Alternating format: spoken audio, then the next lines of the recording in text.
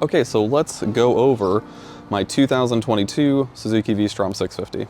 It is a 650cc, basically sport touring slash kind of adventure bike. You can outfit this bike to do more adventure-like activities. That's not really my goal with this bike. I want to do mostly touring. This is actually my third motorcycle that I've owned in the past 6 months since I picked up the hobby.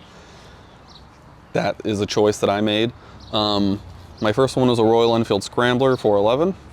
I traded that in for a Royal Enfield Bear 650, and then I purchased, in addition to that, this Suzuki V-Strom 650. The reason I traded in the Scrambler for the Bear was the Scrambler wasn't powerful enough. Then I rode the Bear around a bunch, and after I put 1,000 miles on it, I was like, hey, my butt hurts. I need a bike that is better at long distances, because that's what I'm having a lot of fun doing.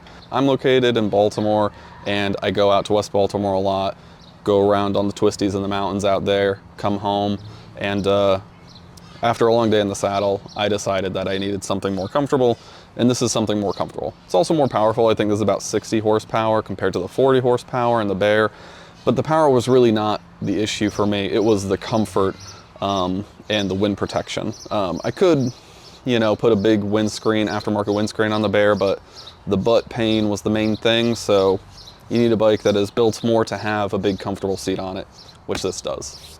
I got this used, as you could probably guess, since it is a 2022. I picked it up from some guy in Baltimore for about 6,000 bucks, so I was pretty happy about that. Only had 5,000 miles on the odometer when I got it, and we're at about 6,000 now. I just hit 6,000 on it, so already put 1,000 miles on the bike in probably less than a month. So I really like it, as you can tell. It's quite a good bike. I have to be honest, I think eventually one day I will trade it in and kind of upgrade to a Yamaha Tracer 900. It's just the bike that I want, but it's a lot more expensive. You can't really get them on the used market for what I could get this for. So I'm gonna ride this for a few years. When I can upgrade for a more reasonable price, I'll jump on it, but this will do for now. I actually really like this bike. There's really not a lot on it that I don't like about it, but I just like the look of that Tracer 900, man. I just do. The vibe is like kind of cyberpunky adventure dad, and I'm into it. This bike doesn't look bad. I like that it's in white. Again, I don't hate the headlight configuration. It looks kind of dorky and stupid, but I kind of like it. It came with this nice Chinese, not legit carrying case on the back of it that I've put not enough stickers on yet. And yeah, I haven't really done too much. I replaced the oil filter. I replaced the oil once when I replaced the oil filter. But one of my main gripes with the motorcycle, like, I like everything about it. I like the road feel of it. I like how it turns. The height is a little bit but I'm 5'11", so I can kind of handle the height. The mirrors are good. Like, most of the things stock on this bike are good. The only thing that I don't like, well, there's two things I didn't like. I didn't like how high up the original foot pegs were, which is why I replaced them. And then the second thing I changed was the windscreen. Being 5'11", the stock windscreen I was getting too much buffeting. So I put on a bigger windscreen. It's a fixed windscreen. I can't move it up or down. I don't give a shit. It's big. It protects me most of the time. That's what I want it to do. I definitely feel like this is a dad bike, and I feel like I look like a dad on this bike, but it's utilitarian.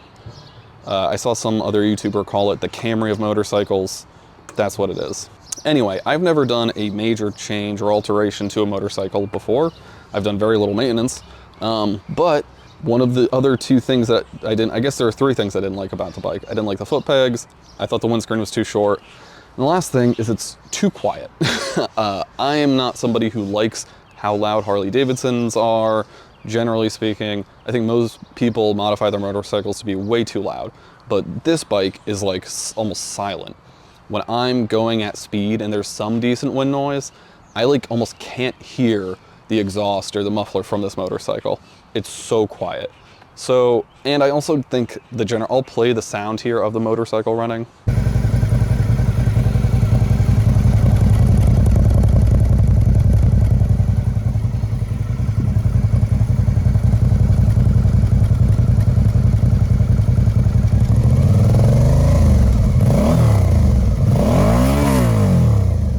So you've just heard it.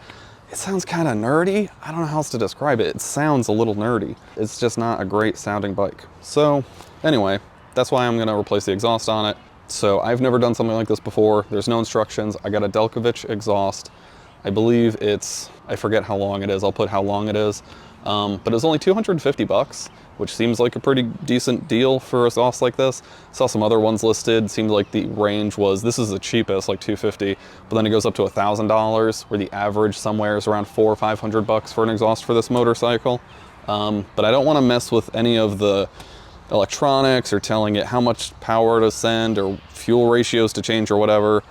This exhaust, I shouldn't have to do any of that. That's at least what they said on their website. I should just be able to plug and play the exhaust. So that being said, I'm going to just get to it and look at the exhaust, see how I pull it off, and then put on the new one.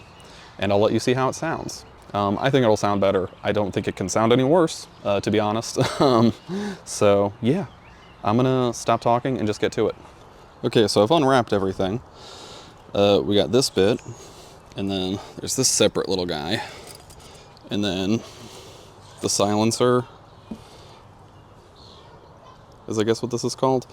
Anyway, it seems pretty simple.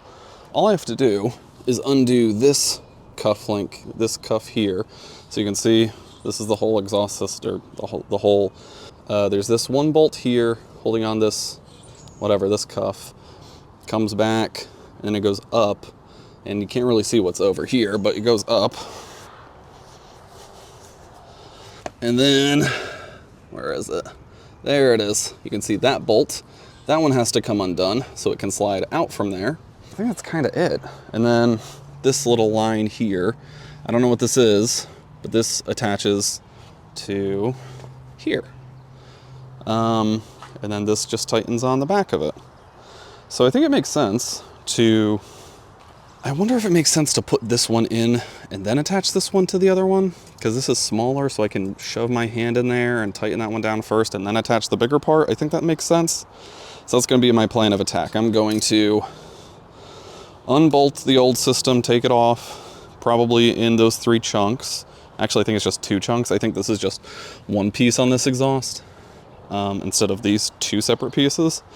So I'm gonna unbolt, take off the silencer, take off that second piece that's bolted there and inside, and then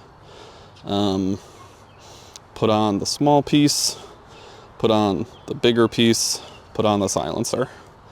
That's the plan. Okay, we've hit a snag. Well, not really. I removed this heat shield from it and discovered, oh, it's just one piece. So that kind of shocked me. My plan about removing each chunk, not a thing. The entire exhaust here is one piece. So that's kind of surprising. What I have ran into, so I pulled out this from that little hole, so that'll go into the new one. I removed that screw. I removed that bolt. The only thing that's holding it on right now is this one and the one that's like in the middle there. But I cannot reach the one in the middle there by like shoving the screw. I thought I could shove this under and get it off. It's too tight. I need like a really long extension or just like a screwdriver that will like attach in the back of this, or you know what I mean, so I can unscrew it. So I gotta go Home Depot and get one of those. So I'll be back. Okay, so I'm back. I got 19-piece set of extenders, so we should be good. All right, it is off.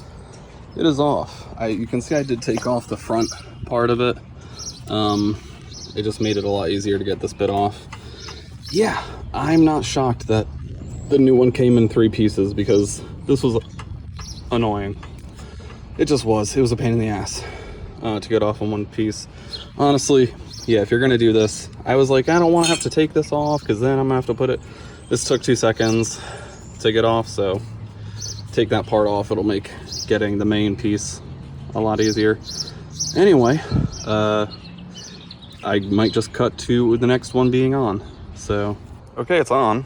I just finished tightening everything up. It looks really good.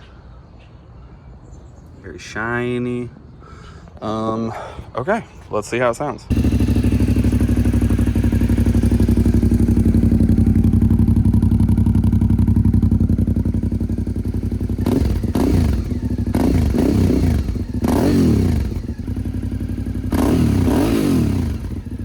so that was with the silencer in. I'm going to take the silencer out and we'll see how it sounds. Okay, I also I turned this because I think it was actually facing the wrong way. It sits a lot. You can see before it wasn't sitting flush and now it's sitting flush. So I think that was wrong. Okay, I pulled out the that tube, that silencer tube, so let's see how it sounds.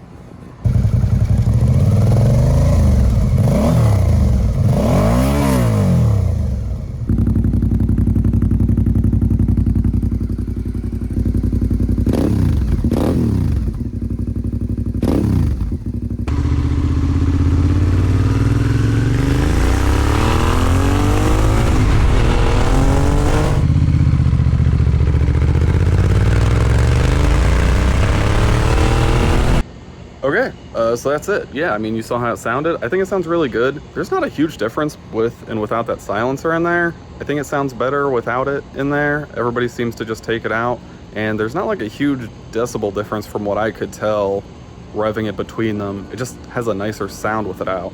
But anyway, let me know what you think, and if you like this video, hit subscribe. I'm gonna do other stuff to this bike, and yeah, see you later. Thank you for watching, everybody. 2 wheels down, stay safe, peace.